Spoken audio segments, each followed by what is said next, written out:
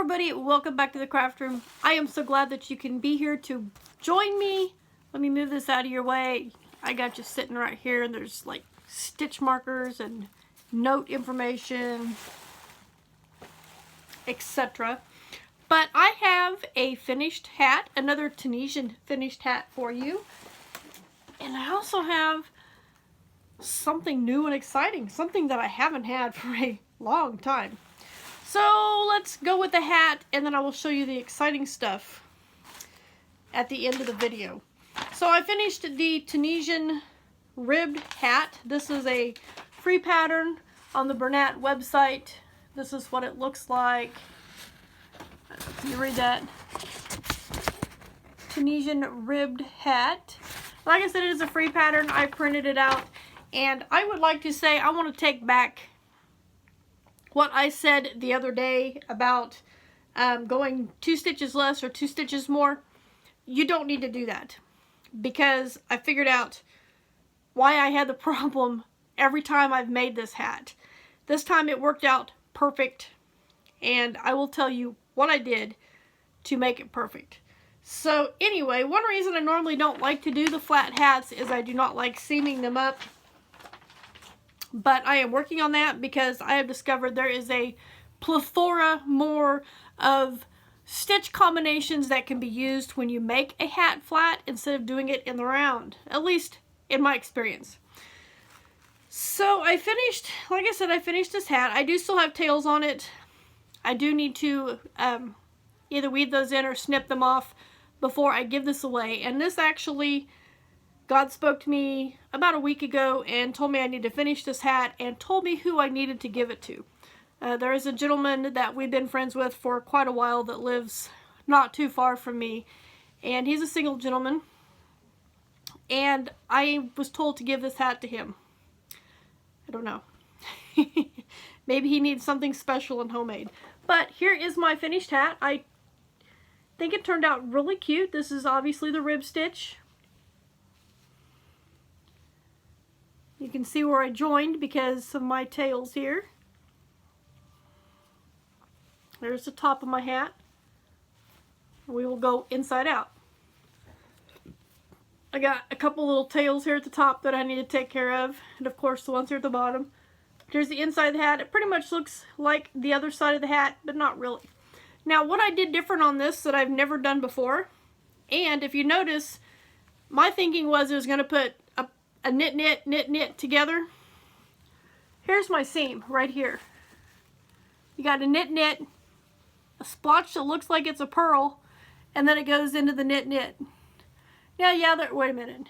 Yeah. So you got knit, a line that looks like it's the purl, knit, and it follows it.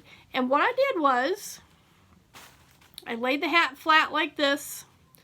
And I've never done it this way before, but I just did a single crochet through both loops of that the last on one end and the first on the other end, Tunisian stitches, and it looks good. It doesn't really stick out too much. Yeah. Here's my gather. I did it a little bit different than what the pattern said just because I wanted to.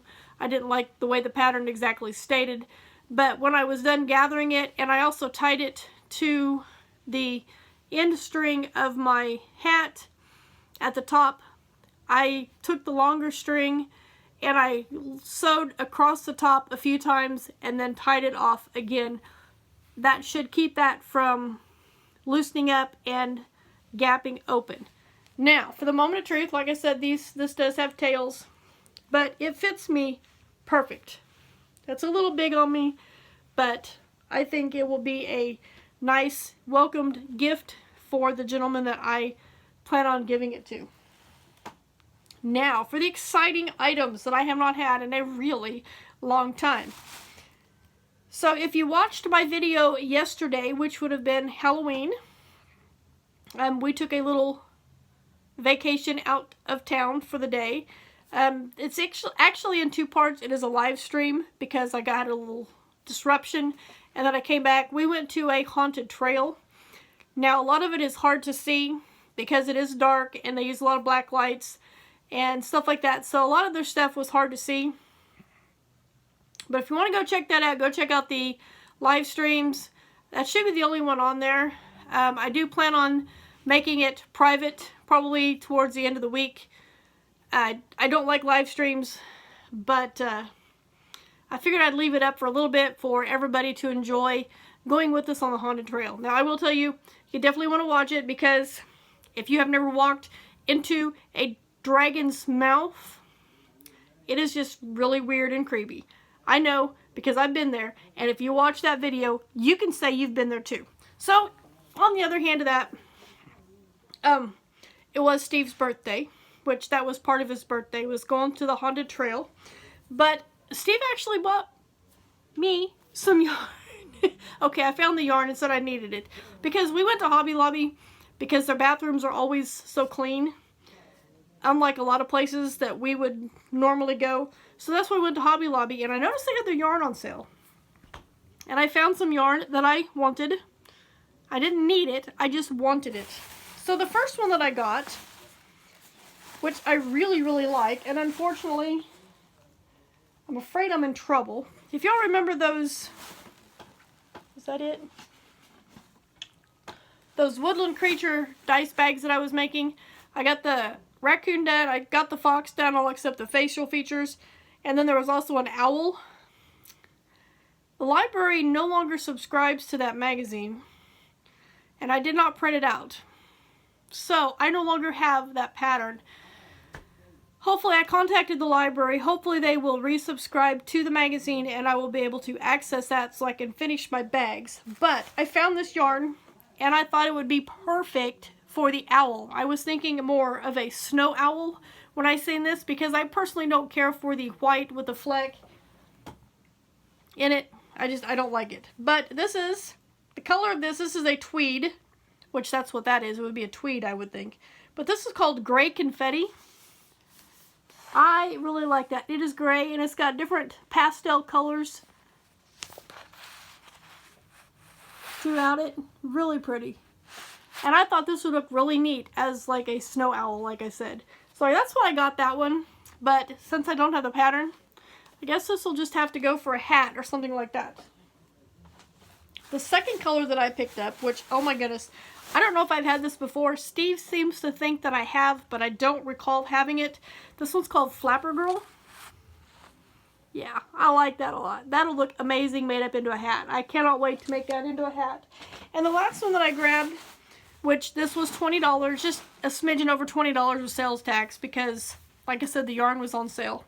And the last one that I got, which I love the name of it, and that's why I had to get it. This is a print, and this is called Lollipop Love. So there is the Lollipop Love. I think that is absolutely gorgeous, and I cannot wait to make a hat out of this one as well. So that is what I've been up to. That is what I have finished, and some new exciting yarn to add to my stash. It's not like I need yarn, but you know, every now and then it's fun to get something a little special. So I want to thank you guys for joining me here in the craft room, and I hope to see you right back here for my next video.